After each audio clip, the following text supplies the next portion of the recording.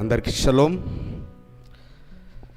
పరమ తండ్రి మీకు స్తోత్రములు, పరమ తండ్రి మీకు స్తోత్రములు, పరమ తండ్రి మీకు స్తోత్రములు, పరమ తండ్రి మీకు స్తోత్రములు. మరి సాక్ష్యము వినేసరికి అందరికీ ఇంకా న్యూ మూన్ మెసేజ్ అయిందా అన్నట్టుగా ఉన్నారనుకుంటున్నారు. ఓకే, పరమ తండ్రి చేసిన మేలు సర్వ సమాజం ఎదుట గంభీరంగా చెప్పాలట. రాజుల యొక్క అధికారుల యొక్క విషయాలు మాత్రము సీక్రెట్గా ఉంచాలట. రారాజైన యాషువా మెస్సయ్య చేసే కార్యాలను సర్వ సమాజం ఎదుట సిగ్గుపడక తల ఎత్తుకొని చెప్పాలట. ఎందుకంటే అనేకులు మరి దీవించబడినట్లుగా, ఆశీర్వదించబడినట్లుగా.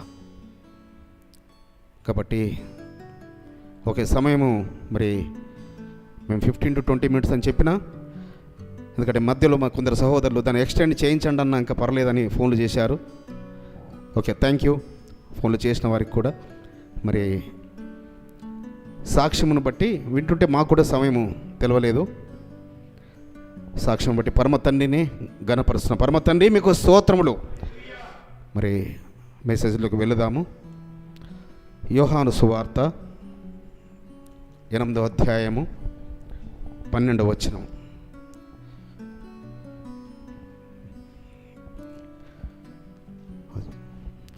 లేఖనం చదివిన తర్వాత మన మధ్యలో ఉన్న సహోదరుడు దయాకర్ ప్రార్థన చేస్తాడు మెసేజ్ నిమిత్తమై. యోహాను సువార్త 8వ అధ్యాయము 12వ వచనము. మరలా యాషువా, నేను లోకమునకు వెలుగును, నన్ను వెంబడించువాడు చీకటిలో నడవక జీవపు వెలుగు కలిగి ఉండునని వారితో చెప్పాను.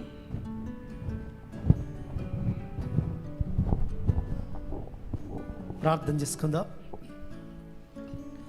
పరలోకమందున మా తండ్రి, సర్వోన్నతుడా, సర్వాధికారి, జీవాధిపతి యెహోషువ మెస్సియానికి స్తోత్రం తెలుసుకొస్తుంటున్నాం.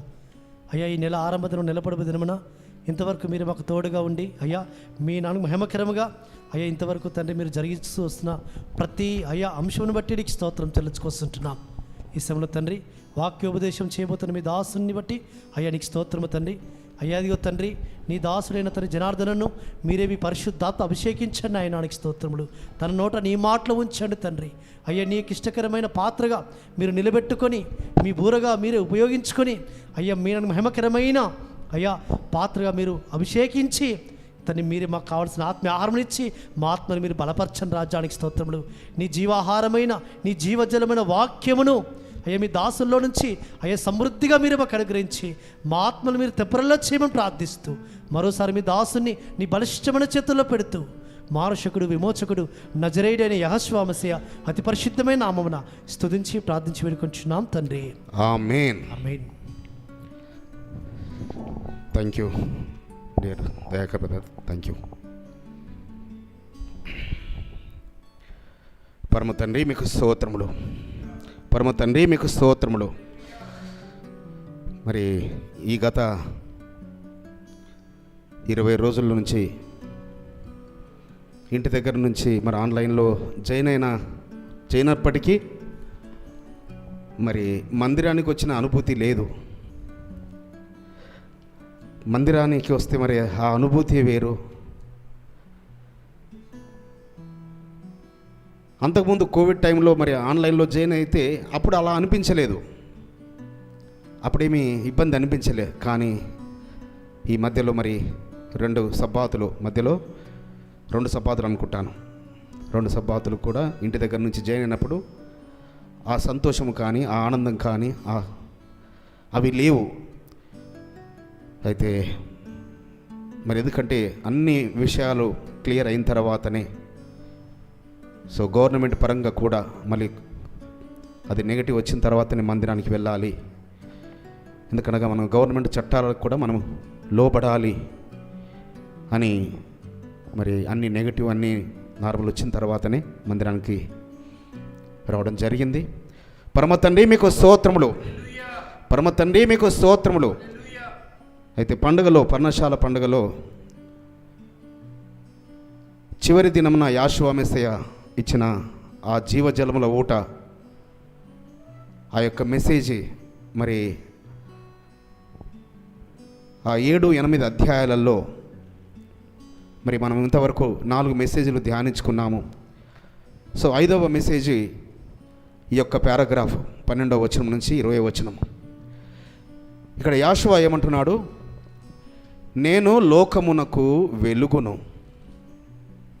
నన్ను వెంబడించువాడు చీకటిలో నడవక జీవపు వెలుగు కలిగి ఉండునని వారితో చెప్పాను. పరిశుద్ధుడైన ఆ పరమ తండ్రి తానే స్వయంగా చెప్తున్నాడు, నేను లోకమునకు వెలుగును. ఎందుకనగా సృష్టి ఆరంభమున మొదటి దినమున దేన్ని చేశాడు? మొట్టమొదటగా గాఢాంధకారము కమ్మున్నది సృష్టి అంతా. సో మొట్టమొదటి దినమున పరమ తండ్రి ఆ ఆలెఫ్ తౌ అయిన ఆ యెహోవా మొట్టమొదటగా చేసింది వెలుగుని. సూర్యుడు లేకుండా వెలుగు కలుగజేశాడు. సూర్యుడు లేడు, సూర్యుడు, చంద్రుడు, నక్షత్రాలు ఇవన్నీ కలుగజేసింది అది 4వ దినమున, 5వ దినమున, 4th డే. సో మనం ఇంతకుముందు ధ్యానించాం. కాబట్టి పరమ తండ్రి సృష్టిలో మొట్టమొదటగా కలుగజేసింది వెలుగును. ఎందుకంటే వెలుగు సంబంధులదే ఆయన రాజ్యం. వెలుగు సంబంధులే చీకటిని దూరపరుచుకొని, చీకటి నుంచి సపరేట్ అయి, చీకటి క్రియలను వదిలిపెట్టి నీతి క్రియలు, వెలుగు సంబంధమైన క్రియలు చేస్తారు. యోబు భక్తుడు ఒక మాట అంటాడు యోబు గ్రంథంలో. యోబు భక్తుడు, యోబు గ్రంథము 24వ అధ్యాయము 13-17 వచనాలు. వర్సెస్ ఇస్తున్నారు కదా నాన్న. ఎవరో సహోదరుడు ఒకరు అడిగారు మరి. వెలుగు మీద, యోబు గ్రంథం 24వ అధ్యాయం 13. వెలుగు మీద తిరగబడువారు, వెలుగు మీద తిరగబడువారు కలరు. వీరు దాని మార్గములను గుర్తుపట్టరు. దాని త్రోవలలో నిలువరు. ఎవరట? లోకంలో వెలుగు మీద తిరుగుబాటు చేసేవారు ఉన్నారట. వెలుగును గ్రహించరు. అదేంటి? వెలుగు మీద తిరుగుబాటు ఎవరు చేస్తారు? కావలి వారైతేనేమో రాత్రుల జాముల యందు వారు ఏంటంట, ఉదయం ఎప్పుడు కలుగుతుందా, సూర్యుడు ఎప్పుడు ఉదయిస్తాడా, ఎప్పుడు మాకు తెల్లవారుతుందా అని కావలి వారు ఎదురు చూస్తుంటారు. కానీ వెలుగు ఎప్పుడు వెళ్ళిపోతుందా, చీకటి ఎప్పుడు వస్తుందా, చీకటిలో మేము సంతోషంగా గంతులు వేయగలము, చీకటి సంబంధమైన క్రియలు చేయగలమని అని ఎదురు చూసేవారు ఉన్నారు. వారే వెలుగు మీద తిరుగుబాటు చేసేవారు. వెలుగంటే వారికి రుచించదు, వారికి వెలుగుతో సంతోషం ఉండదు. చూడండి, అక్కడే చెప్తున్నాడు 14వ వచనం. తెల్లవారునప్పుడు నరహంతకుడు లేచును, వాడు దరిద్రులను లేమి గల వారిని చంపును. రాత్రి యందు వాడు దొంగ. ఎవరికి చీకటి బాగా ఇష్టము? దొంగతనం చేసేవారికి. ఎందుకంటే పగలు చేయలేడు, రాత్రి జాముల యందు చేస్తారు వాళ్ళు. సో కాబట్టి వారికి వెలుగుతో ఇష్టం ఉండదు, వెలుగుతో వారికి సంబంధం ఉండదు, వెలుగంటే వారికి సంతోషం కాదు. సో ఆ రాత్రి జాము ఇంకా ఏమేం చేస్తారంటే చూడండి 15వ వచనంలో కూడా, వ్యభిచారి ఏ కన్నైనను నన్ను చూడదనుకొని తన ముఖమునకు ముసుగు వేసుకొని సందె చీకటి కొరకు కనిపెట్టును. ఎవరు? వ్యభిచారం చేసేవారు. వారి ముఖానికి ముసుగు వేసుకుంటారు. సో చీకటి ఎప్పుడు అవుతుందా, సంధ్యవేళ ఎప్పుడు వస్తుందా అని ఎదురు చూస్తూ ఉంటుంటారు. వారికి వెలుగు ఇష్టం ఉండదు, వెలుగు మీద తిరుగుబాటు చేస్తారు. వెలుగు సంబంధమైన పనులు వారు చెయ్యరు, అవి వారికి రుచించవు. ఇంకా ఒకటి చూడండి 16వ వచనం కూడా, చీకటిలో వారు కన్నము వేయుదురు, వారు కన్నం వేయుదురు, పగలు దావుకొందురు, వారు వెలుగు చూడనల్లరు. వారు వెలుగు చూడనుల్లరు. అసలు వెలుగు వారికి చూడమే ఇష్టం ఉండదు. ఎందుకంటే వాళ్ళు కన్నాలు వేయాలంటే, వాళ్ళు దొంగతనాలు చేయాలంటే, నరహత్యలు చేయాలంటే, వ్యభిచారము చేయాలంటే, అంటే చీకటి సంబంధమైన క్రియలు చేసేవారు ఎప్పుడు కూడా వారికి వెలుగు అంటే రుచించదు. వెలుగు యొద్దకు రారు. వెలుగు మీద, ఆ వెలుగు దూత అయిన పరమ తండ్రి మీద తిరుగుబాటు చేస్తుంటుంటారు. కానీ వెలుగుదూతం వేషం వేసుకున్న వారు మాత్రం వాళ్ళకు చాలా ప్రీతి. వెలుగుదూత వేషం వేసుకుంటారు చూడండి, వెలుగుదూత వేషం వేసుకున్న వారు వారికి చాలా ప్రీతి. చూడండి 2వ కొరింథీ పత్రిక 11వ అధ్యాయము 14-15 వచనాలు. అపోస్తలుడైన సౌలు గారు రాసిన పత్రిక 2వ కొరింథీయుల పత్రిక 11వ అధ్యాయము, 2 Corinthians 11th chapter 14th and 15th verse. ఇది ఆశ్చర్యము కాదు, ఇది ఆశ్చర్యము కాదు, సాతాను తానే వెలుగుదూత వేషము ధరించుకొనుచున్నాడు గనుక వాని పరిచారకులను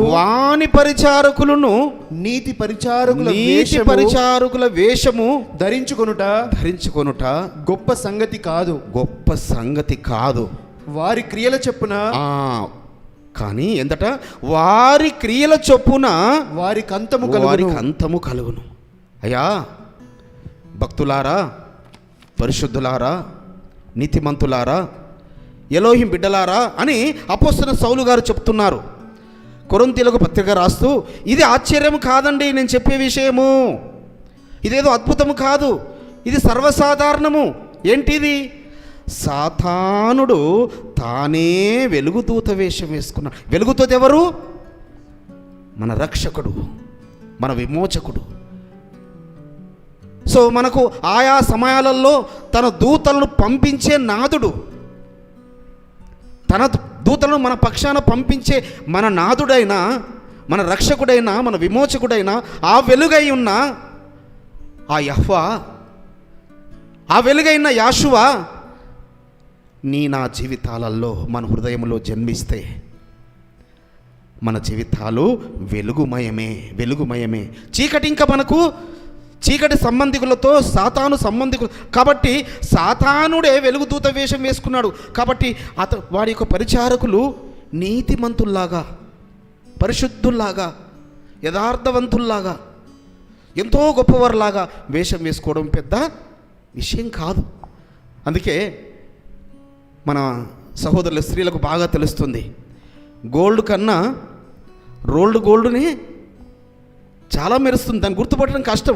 పక్కకు రోల్డ్ గోల్డ్ పెడితే ఆ గోల్డ్ గురించి అనుభవం లేని వాళ్ళమైతే ఆ రోల్డ్ గోల్డే నిజమైన గోల్డ్ అనుకుంటాం.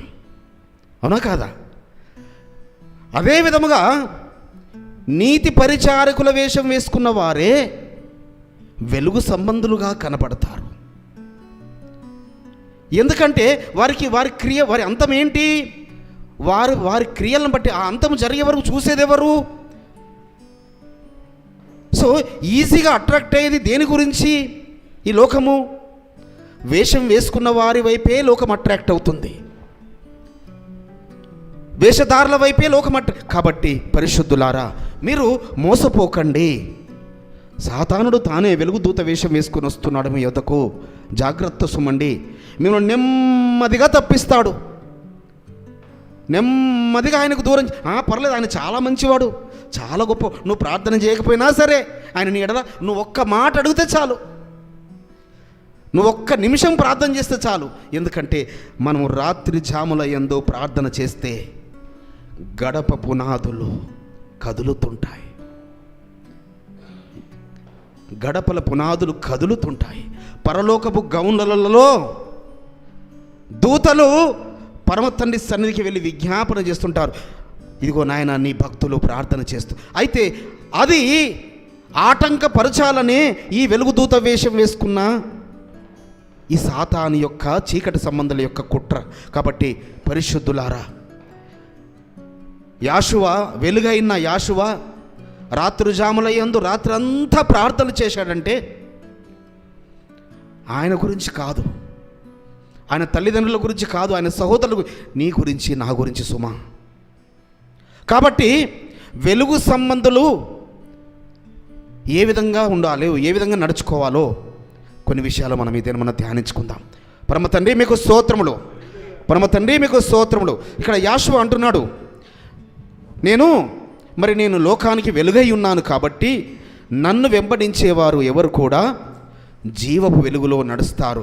కాబట్టి 13-14 వచనంలో పరిసయ్యులు నిన్ను గురించి నీవే సాక్ష్యం చెప్పుకొనుచున్నావు, నీ సాక్ష్యము సత్యము కాదని ఆయనతో అనగా, యాషువ నేను ఎక్కడి నుండి వచ్చితునో ఎక్కడికి వెళ్ళుదునో నేను ఎరుగుదును గనుక నన్ను గూర్చి నేను సాక్ష్యము చెప్పుకున్నాను, నా సాక్ష్యము సత్యమే.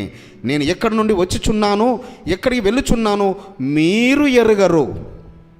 అయ్యా నేను ఎక్కడి వాడను, నేను ఎక్కడి నుంచి వచ్చాను, అసలు నేను ఎవరినో నాకు తెలుసు.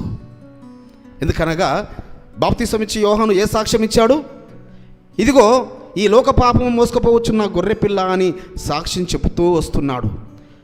మీరు మారు మనసు నిమిత్తం బాప్తిసం పొందండి అని చెబుతూ వచ్చు. ఆ సమయంలో యాషోవా వారు వెళ్ళి యోర్దాను నదిలో బాప్తిసం పొందుకు అంతకుముందే చెప్పాడు, ఆయన చెప్పుల వారిని కూడా నేను ముట్టడానికి యోగ్యుని కాదు, అతను పరిశుద్ధాత్మలోను అగ్నిలోను బాప్తిసం ఇస్తాడని ఆయన చెబుతున్న సాక్ష్యము వినబడుతుండగానే యాషోవా వారు వెళ్ళి నీతి నిమిత్తం ఇది జరిగించుట.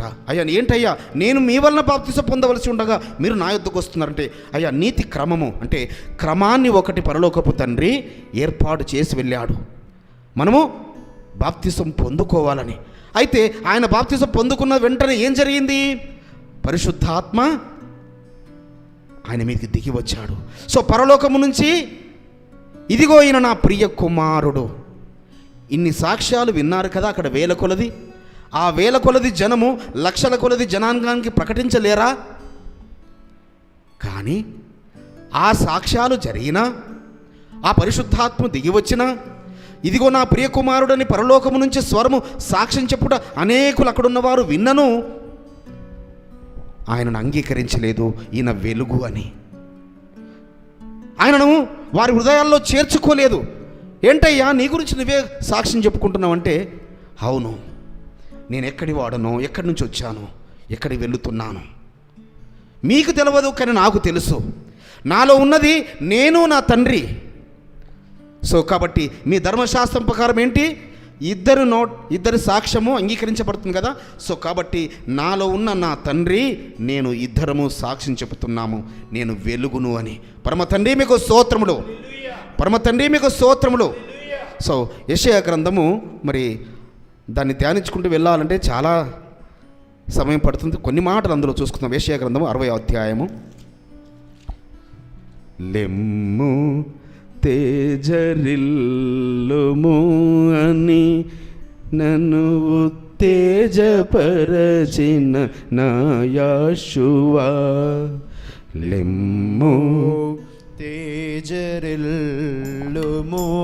అని నన్ను ఉత్తేజపరచిన నా యాషువా, లెమ్ము తేజరిల్లుము అని నన్ను ఉత్తేజపరచిన నా యాషువా, నిన్నే స్మరించుకొనుచు నీ సాక్షిగా ప్రకాశించుచు, నిన్నే స్మరించుకొనుచు నీ సాక్షిగా ప్రకాశించుచు, రాజాది రాజువని మా ప్రియ ఎలోహిమని నేను వేణోళ్ళ కొనియాడినా, రాజాది రాజువని నా ప్రియ ఎలోహిమని నేను వేణోళ్ళ ప్రకటించెదా, లెమ్ము తేజరిల్లుము అని నన్ను తేజపరచిన తేజపరచిన నా యెహోవా. పరమ తండ్రి మీకు స్తోత్రములు. యెషయా గ్రంథము 60వ అధ్యాయంలో ఇక్కడ యెషయా భక్తుడి ద్వారా పరలోకపు తండ్రి రాయిస్తున్నాడు. నీకు వెలుగు ఎచ్చి ఉన్నది, లెమ్ము తేజరిల్లుము, యెహోవా మహిమ నీ మీద ఉదయించెను. హల్లెలూయా. పరిశుద్ధులారా, మన మీద ఆయన మహిమ ఉదయించే సమయము ఆసన్నమైంది. లేవండి, లేచి సిద్ధంగా తేజరిల్లండి. ఇది ఎవరి గురించిన వాగ్దానం ఇక్కడ యెషయా భక్తుడి ద్వారా రాపిస్తున్నది? యెరూషలేమును గురించిన వాగ్దానం. యెరూషలేము మనకు తల్లి. ఆ యెరూషలేము తల్లి బిడ్డలమైన మనందరికి కూడా అదే వాగ్దానము. చూడుము, భూమిని చీకటి కమ్ముచున్నది, కటిక చీకటి జనములను కమ్ముచున్నది. యెహోవా నీ మీద ఉదయించుచున్నాడు, ఆయన మహిమ నీ మీద కనబడుచున్నది. హల్లెలూయా, హల్లెలూయా.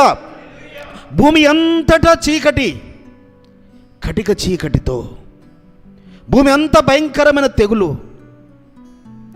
కానీ యెరూషలేము తల్లి యొక్క బిడ్డలైన పరిశుద్ధుల పైన ఆయన వెలుగును కుమ్మరించబోతున్నాడు, ఆయన మహిమను ఉంచబోతున్నాడు. సుమా, జనములు నీ వెలుగునకు వచ్చెదరు, రాజులు నీ ఉదయ కాంతికి వచ్చెదరు. సర్వ ప్రపంచములోని జనులందరూ ఇప్పుడు ఎటువైపు చూస్తున్నారు? యెరూషలేము వైపు చూస్తున్నారు. యెరూషలేము వాసుల వలె నివసించే పరిశుద్ధులారా, నీతిమంతులారా, యథార్థవంతులారా, ఆయన భక్తులారా, ఆయన పిల్లలారా, మన మీద కూడా నీ మీద నా మీద ఆయన వెలుగు ప్రకాశించబోతుంది. భూమిని కటిక చీకటి కమ్మబోతుంది. కానీ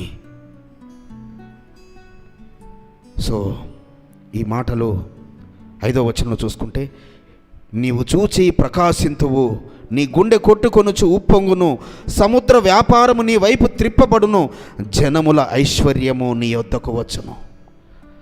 ప్రపంచంలోని జనుల ఐశ్వర్యం అంతా కూడా అక్కడికి చేర్చబడబోతున్నది.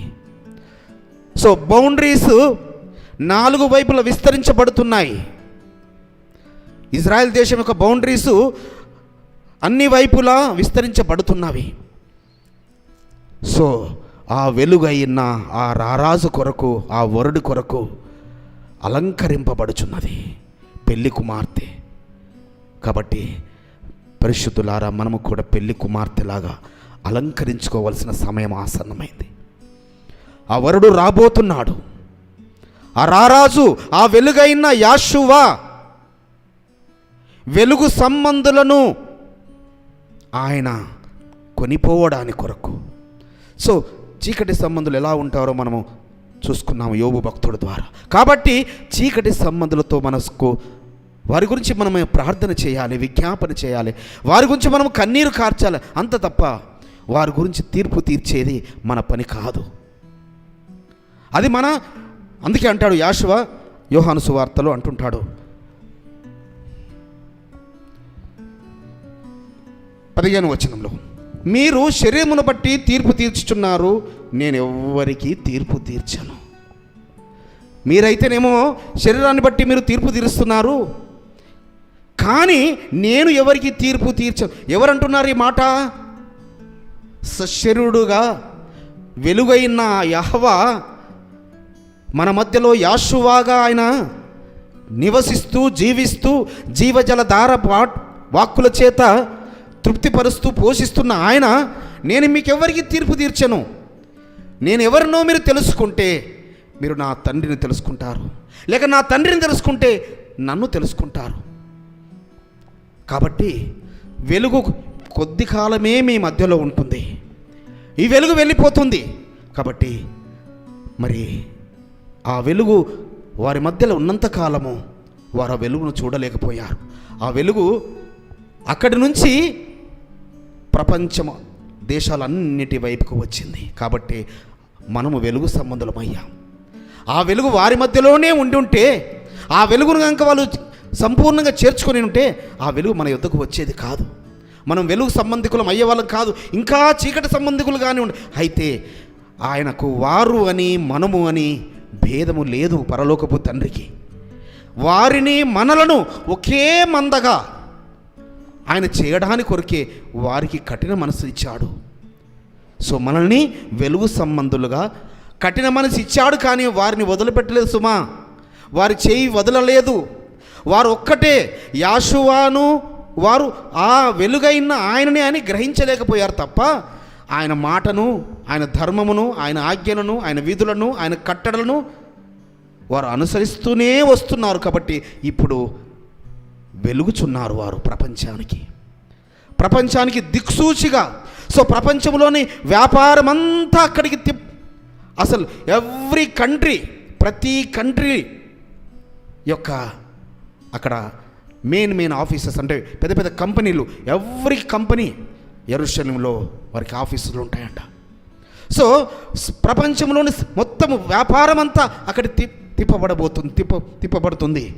సో ప్రపంచంలో ఐశ్వర్యం అంతా, శ్రేష్టమైనదంతా అక్కడికి సమకూర్చబడుతుంది. అందుకే నువ్వు అది చూసి వెలుగుతావు, నువ్వు అది చూసి సంతోషిస్తావు.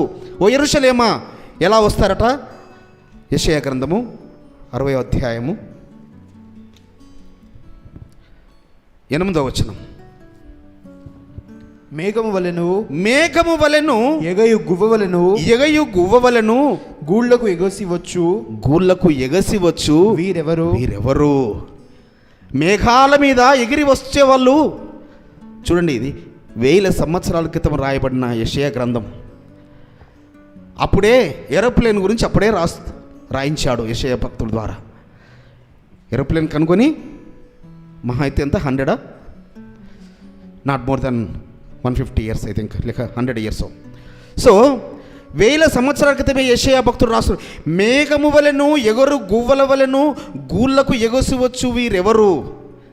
సో ఇప్పుడు ప్రపంచంలో అన్ని దేశాల నుంచి చెదిరిపోయిన ఆ యూదులు అక్కడికి మళ్ళీ గువ్వల్లాగా ఎగిరి వస్తున్నారు. అయితే ఇక్కడ రెండు విషయాలు ఉన్నాయి. ఆత్మీయంగా మహిమ శరీరముతో ఎగురుకుంటూ వెళ్ళే భక్తుల గుంపులు, అంటే ఏ విమానం అవసరం లేకుండా వెళ్ళే పరిశుద్ధుల గుంపు ఒకవైపు, రెండవది ప్రపంచంలో చెదిరిపోయిన ఇజ్రాయెల్ అందరూ సమకూర్చబడేది, ఆ విమానాల మీద వాళ్ళు రావడం అనేది ఒకటి. పరమ తండ్రి మీకు స్తోత్రములు. అయితే ఇంకొకని మాటలు ఈ వెలుగు గురించి. మరి ఇజ్రాయేలీలు ఆ ఐగుప్తు దేశంలో ఉన్నప్పుడు నిర్గమకాండము 10వ అధ్యాయము 22-23, exodus 10th chapter 22nd and 23. మోషే ఆకాశం వైపు తన చెయ్యి ఎత్తినప్పుడు ఐగుప్తు దేశమంతయు 3 దినములు గాఢాంధకారమయను. 3 దినములు ఒకరినొకడు కనుగొనలేదు. ఎవడును తానున్న చోట నుండి లేవలేకపోయెను. అయినను ఇజ్రాయేలుకందరికి వారి నివాసములలో వెలుగుండెను. హల్లెలూయా. సో ఆ ఐగుప్తు దేశం మీదకి వచ్చిన కటిక చీకటి, సో అనేకమైన తీర్పులతో మొత్తుతున్నాడు. జోరీగలు, భయంకరమైన మిడతలు, భయంకరమైన వడగళ్ళు, సో నీరు రక్తము, వారి యొక్క నీరంతా కప్పలు. ఆ కప్పలు ఎలాగట అంటే వారు నీరు తాగిన తర్వాత కూడా వారి కడుపులలో కప్పలయ్యాయట. వారు తాగిన నీరు కడుపులో ఉన్నది కదా, కడుపులో ఉన్న నీరు కూడా కప్పలుగా మారిపోయాయట.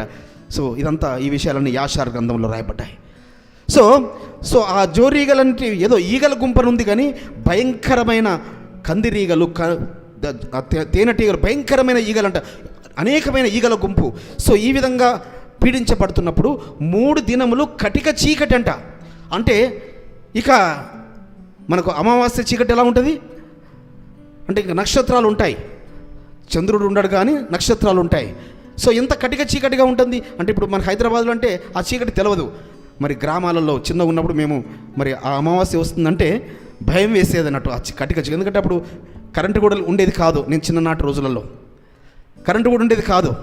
సో ఆ దీపాలు చిన్న చిన్న చిన్న దీపాలు అవి ఆర్పేసుకునే వాళ్ళు బయటకు వీధులకు వెళ్ళాలంటే చాలా కటిక చీకటి.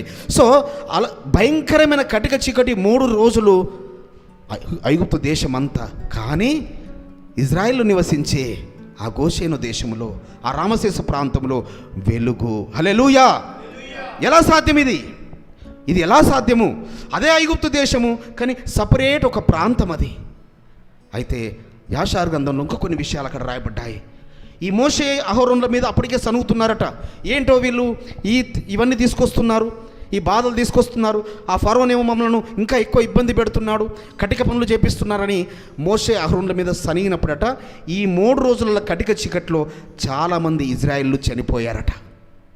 ఐగుప్తులేమో కటిక చీకట్లో వాళ్ళు సో నడవలేక అటెళ్ళలేక ఇటెళ్ళలేక వాళ్ళు చనిపోతుంటే, వీళ్ళు వెలుగు ఉండి కూడా వెలుగులో వీళ్ళు చనిపోయారట ఇజ్రాయిల్ నివసించే ప్రాంతంలో. సో అది చూసి ఇక ఇజ్రాయెల్ అందరూ భయపడి అప్పుడు మోషే అహరోనులకు విధేయులయ్యారట. నాయన మీరు ఏది చెబితే అది చేస్తాం, ఇంకా మీ మీద మేము ఇంకా సనగము కానీ అన్నారు. కానీ అరణ్య మార్గములో ఆ పరలోకపు తండ్రి మళ్ళీ పగలు మేఘస్తంభం పంపిస్తుంటుంటే, రాత్రి అగ్నిస్తంభం పంపిస్తుంటుంటే కన్నులారా చూస్తూనే, కన్నులార మేఘస్తంభాన్ని చూస్తూ, కనులార అగ్నిస్తంభాన్ని చూస్తూ, ఇది చూస్తున్న చుట్టూన్న దేశాలన్నీ అన్ని జనులందరూ వాళ్ళందరూ భయపడుతున్నారు, వాళ్ళు వణుకుతున్నారు, వాళ్ళ గుండెలు జారిపోతున్నాయి. అమ్మో ఇజ్రాయేలు బయలుదేరారట, మా దేశం గుండా వస్తారట అని వాళ్ళ గుండెలు అవిసిపోతున్నాయి.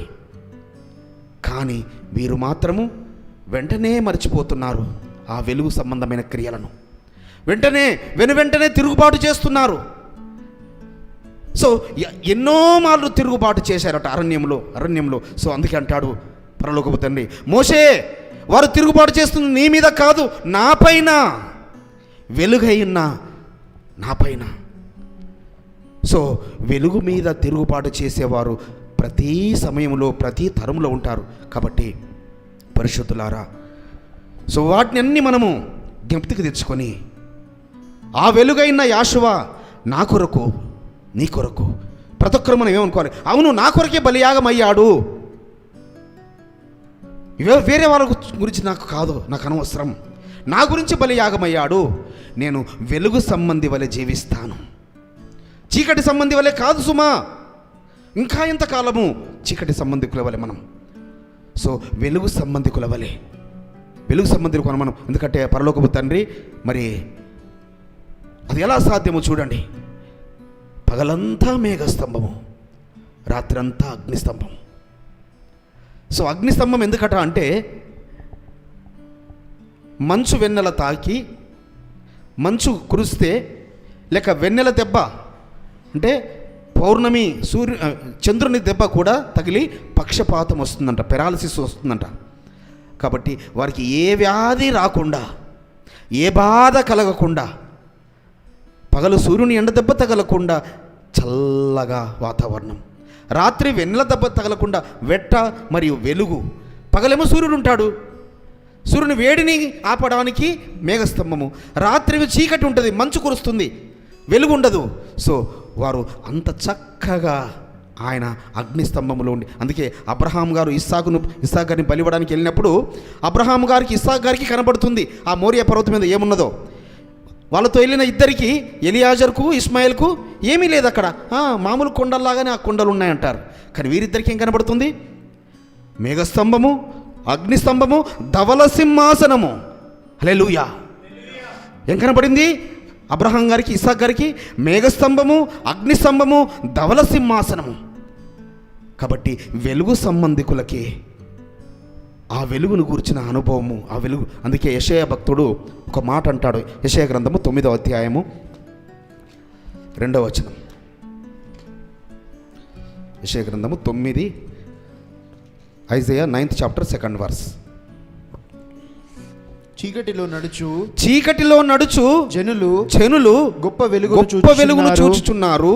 మరణ ఛాయ గల దేశ నివాసుల మీద వెలుగు ప్రకాశం. సో చీకటిలో ఉన్న జనులట గొప్ప వెలుగును చూస్తారట, చూడబోతున్నారని యెషయా భక్తుడు ఒక ప్రవచనము చెప్తున్నాడు. ఆ ప్రవచనము గురించి మరి మత్తయి సువార్త 4వ అధ్యాయము 14-16 వచనాలు. మాథ్యూ చాప్టర్ 4th చాప్టర్ 14 నుంచి 16. నజరేతు విడిచి చదవను. 4th chapter. నజరేతు విడిచి జెబులూను నఫ్తాలియను దేశముల ప్రాంతములలో సముద్ర తీరమందలి కపెర్నహూమునకు వచ్చి కాపురముండెను. జెబులూను దేశమును నఫ్తాలి దేశమును యోర్దానుకు ఆవలనున్న సముద్ర తీరమున అన్యజనులు నివసించు గలిలయయు చీకటిలో కూర్చుండి ఉన్న ప్రజలను గొప్ప వెలుగు చూచిరి. మరణ ప్రదేశములోను మరణ ఛాయలను కూర్చుండి ఉన్న వారికి వెలుగు ఉదయించెను. హల్లెలూయా. సో ఆ గలిలయ ప్రాంతములోకి యాషోవా వారు నజరేతుని విడిచి వెళ్ళి అక్కడ నివాసం ఉండడము ఆరంభించారట. సో అక్కడున్న ఆ అన్యజన ప్రాంతంలో వారందరూ మీరికి వెలుగు, ఎందుకంటే ఆయన జన్మించినప్పుడే సో ఒక నక్షత్రం నడిపించబడింది. సో తూర్పు దేశపు జ్ఞానులు వెళ్ళారు, వారు సాక్ష్యం చెప్పారు, గొల్లలు సాక్ష్యం చెప్పారు.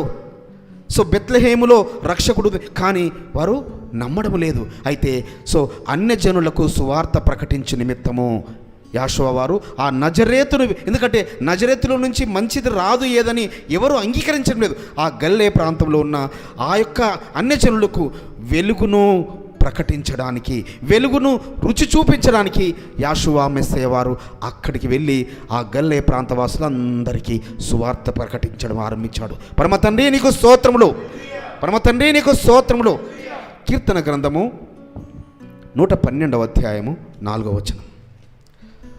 Psalms 112 4th verse.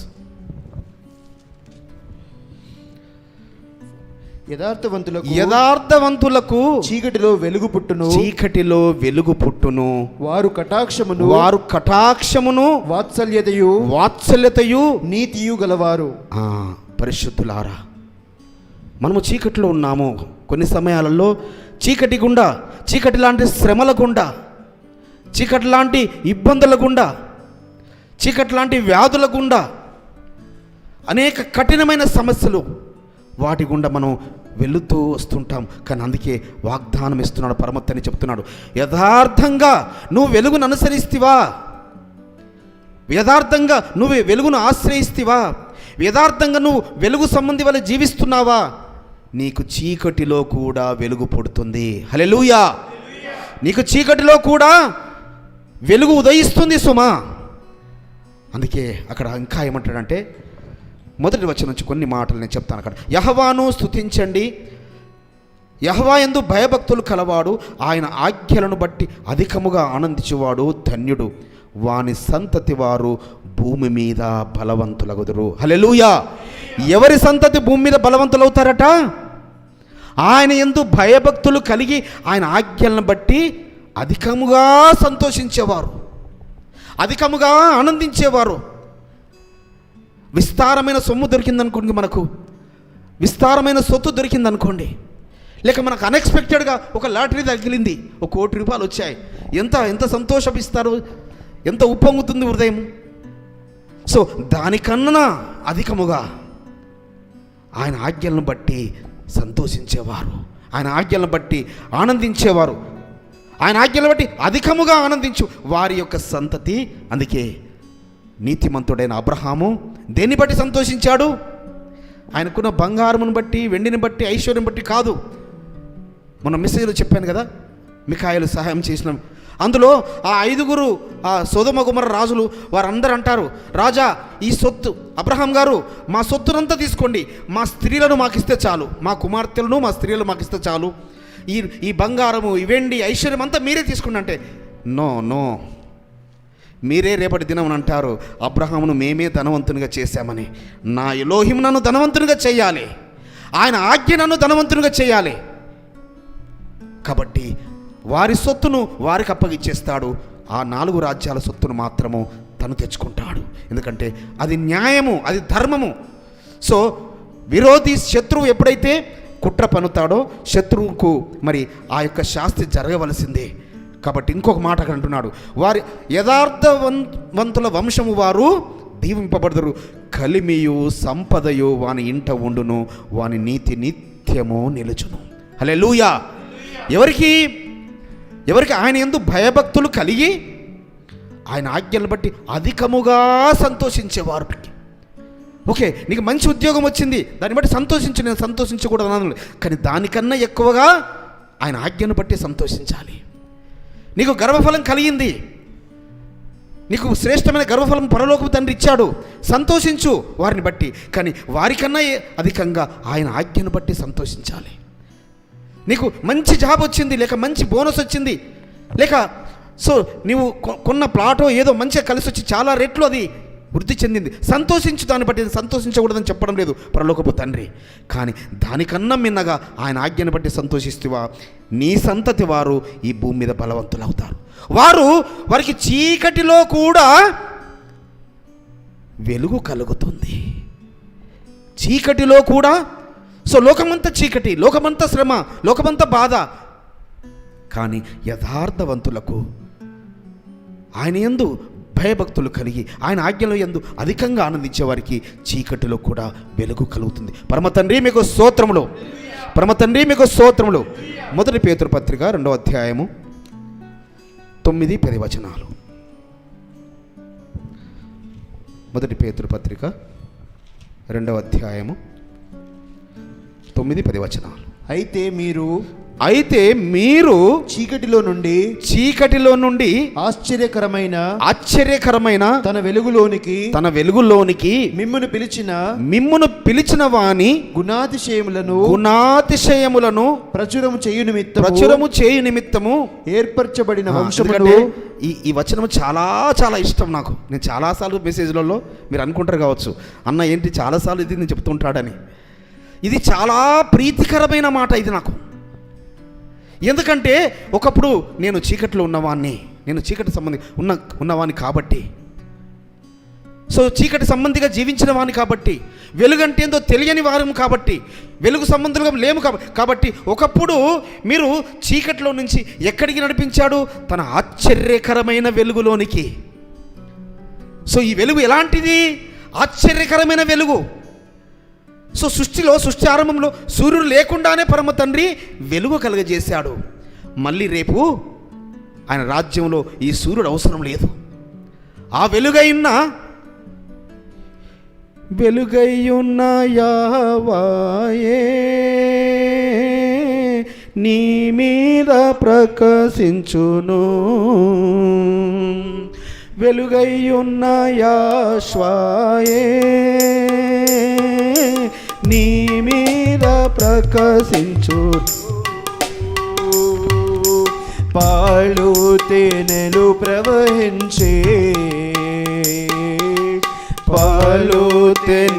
ప్రవహించే దేశము మనకిచ్చును, ఆ దేశము మనకిచ్చును. భయపడకు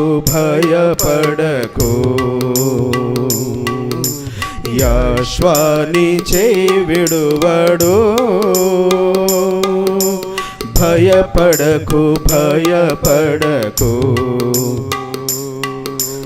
యాష్వాని చేయి విడువడు. కాలమంతా ముగియుచుండే కడబోర మ్రోగనయుండే, కాలమంతా ముగియుచుండే కడబోర మ్రోగనయుండే. కన్నీరు తుడిసే వేళ, కన్నీరు తుడిసే వేళ ఆసన్నమాయేగా, ఎంతో ఆసన్నమాయేగా.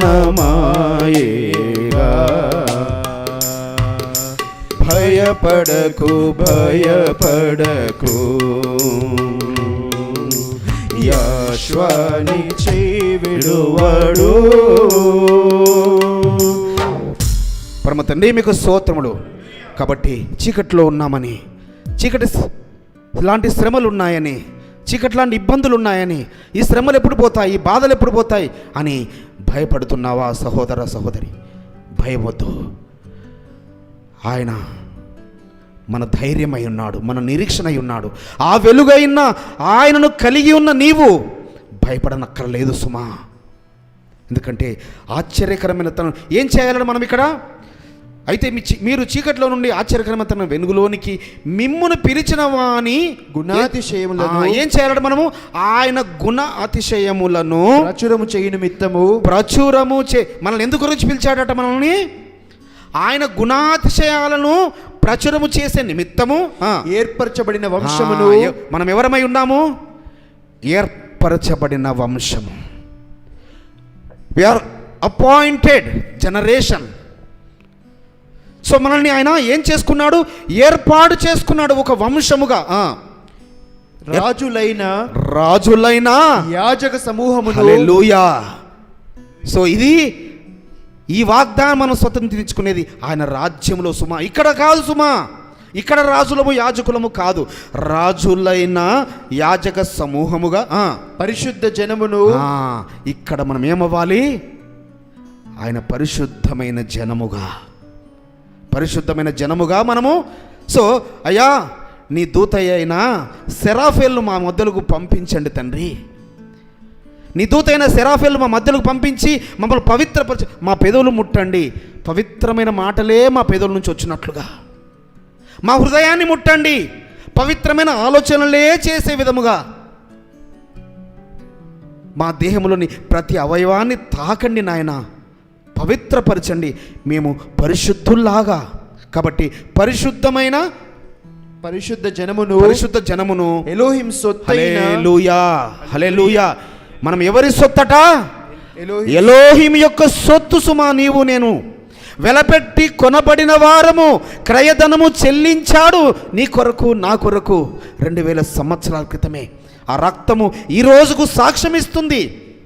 నీ కొరకు, నా కొరకు ఆయన బలియాగమయ్యాడని. కాబట్టి వీఆర్ హిస్ ప్రాపర్టీ. మనం ఎవరము? అడుగుతారు మిమ్మల్ని ఎవరైనా అడిగితే, నీకు ఎంత ధనం ఉన్నది, ఎన్ని ఇండ్లు ఉన్నాయి, ఎంత బంగారం ఉందని అడుగుతారా ఎవరన్నా?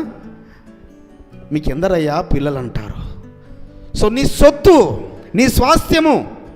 కాబట్టి ఈ లోకంలోనే తల్లిదండ్రులమైన మనం మన బిడ్డల గురించి గొప్పగా చెప్పుకుంటుంటాం. ఏ తల్లిదండ్రులైనా, నేను ప్రతి ఎవరి గురించి ఏ తల్లిదండ్రులు అయినా వారి బిడ్డల గురించి, వారి గొప్ప స్థితిని గురించి గొప్పగా చెప్పుకుంటుంటారు.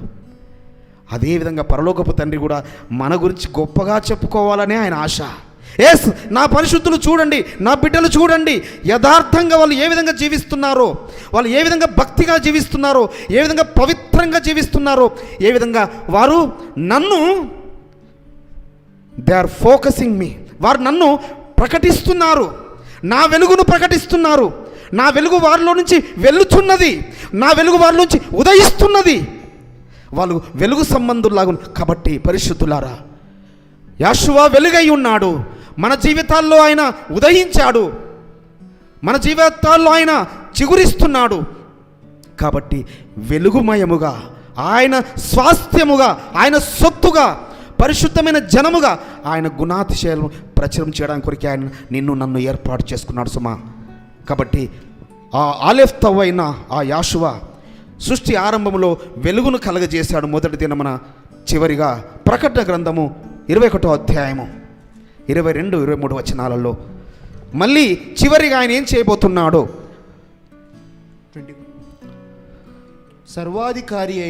సర్వాధికారి అయిన ఎలోహిమగు యెహోవాను గొర్రెపిల్లయు దానికి యెఫాలయమై ఉన్నారు.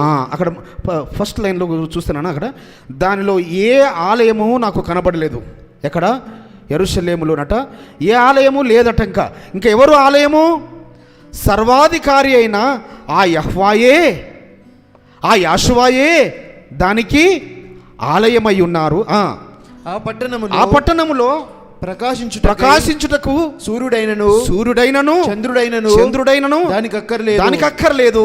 ఎలోహిం మహిమయే దానిలో ప్రకాశించుచున్నది. గొర్రె పిల్లయే దానికి దీపము. హల్లెలూయా, హల్లెలూయా, హల్లెలూయా. సో ఎవరు ఇంకా దీపము? గొర్రె పిల్లయే. అందుకే ఈ యొక్క సూర్యుడు కాదు, కోట్ల కొలది సూర్యకాంతుల వెలుగు. సో ఆ వెలుగు కొరకు మనం ఎదురు చూస్తున్నాం. ఆ వెలుగులో జీవించాలని, ఆ వెలుగు రాజ్యముగా మనం స్వతంత్రించుకోవాలని. కాబట్టి వెలుగు సంబంధికులుగా ఆ వెలుగును గురించి ప్రకటిద్దాము. ఆ వెలుగును కలిగి వెలుగు గురించి సాక్ష్యం ఇద్దాము. వెలుగు సంబంధికుల వలె ఆయన స్వాస్థ్యముగా, ఆయన సొత్తుగా, పరిశుద్ధమైన జనముగా మనల్ని ఆ వెలుగైన యాషువా మనల్ని అందరినీ మార్చి ఆయన సారూప్యతలోనికి, ఆయన మహిమలోనికి, ఆయన మహిమ రాజ్యంలోనికి ఆయన మనల్ని నడిపించి ఆయన మహిమ పొందుకున్నాడు గాక. ఈ మాటలు మనందరి వెనికిల్లో, మన హృదయాలలో ఆయన ఫలింపచేసి 30 అంతలుగా, 60 అంతలుగా, 100 అంతలుగా ఆయన దీవించును గాక. ఆమేన్.